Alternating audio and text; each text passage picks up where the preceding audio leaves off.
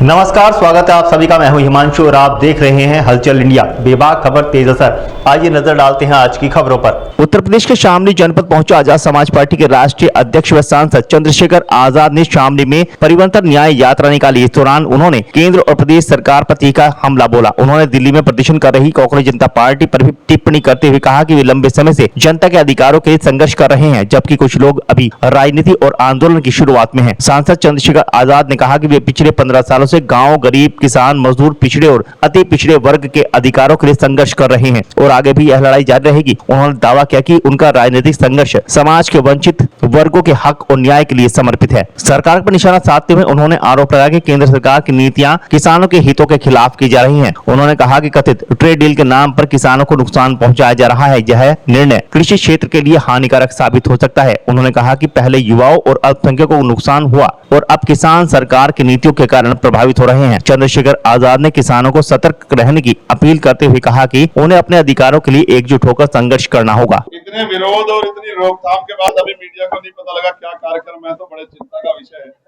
सत्ता परिवर्तन यात्रा, महिला चौपाल, नौजवानों को तैयार करके बहुजन समाज में भाईचारा पैदा करके इस सत्ता को उखाड़कर कमजोर वर्गों के हक अधिकार को सुरक्षित रखने का फैसला लेके आजाद समाज पार्टी के संघर्षशील नेता कार्यकर्ता जमीन पर उतरे हैं।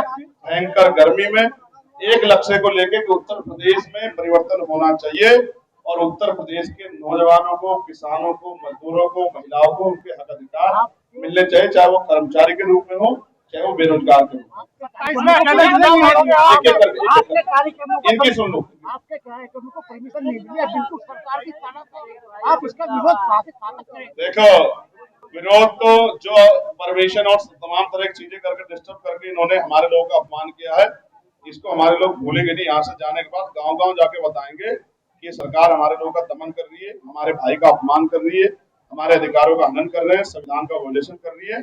इनको हम वोट की चोट से जवाब देंगे, हमारे लोग भूलने वाले नहीं है। 27 में अकेले चुनाव लड़ेंगे, गठबंधन से लड़ोगे?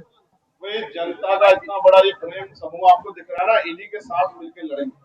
मैं फिर आपसे कह रहा हूँ, ये देखो लो, जनता की डिमांड देखो आप क्या है। सुनो, नगीना में भी हम लोग अकेले ही थे, आप लोग वहां नहीं जा पाए क्योंकि आपको इधर का देखना था। नगीना में सब लोग मजाक बना रहे थे हमारी पार्टी संगठन का, इनको 10,000 वोट, इनको 20,000, 50,000 मिल जाएंगे। जनता जिसके सर पे हाथ रख देती है, आज भले उसको नजरअंदाज कर दो, कल नहीं कर पाओगे। जिस दिन 27 का रिजल्ट सवेरा आएगा, आजाद समाज पार्टी हैसियत में होगी और आजाद समाज पार्टी के बगैर सरकार नहीं बनेगी। मेरी बात को याद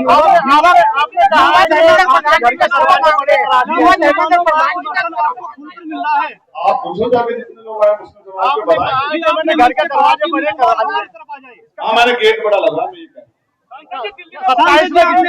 कोई अगर आना चाहते तो सुन, लेकिन मैं फिर कह रहा हूँ, भाजपा को रोकने के लिए कोई हमारी मदद करने के लिए आएगा कि हम मदद करना चाहते तो हम उसका सम्मान करेंगे।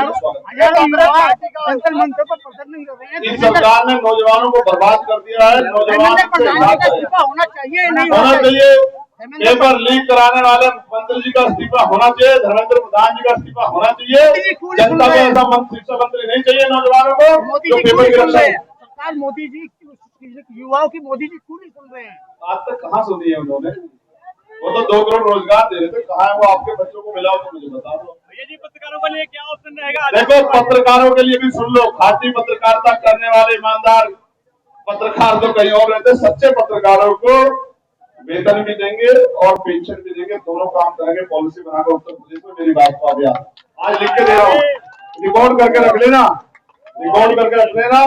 पत्रकार, सच्चे पत्रकार को, ईमानदार वाले नहीं जो लखनऊ में, दिल्ली में बैठे हैं, सच्चे पत्रकारों को वेतन भी देंगे, पेंशन भी देंगे, उनकी सुरक्षा भी करेंगे। आपकी पार्टी अगर वो हमारी आलोचना करेंगे तो आलोचना से सीख लेके जहाँ गलती है उसको ठीक करेंगे, लेकिन उनपे मुकदमे करके उनको जेल दी। जो मुद्दे वो उठा रहे हैं भाई, वो तो आज आंदोलन कर रहे हैं, मैं तो 15 साल से ये काम कर रहा हूँ।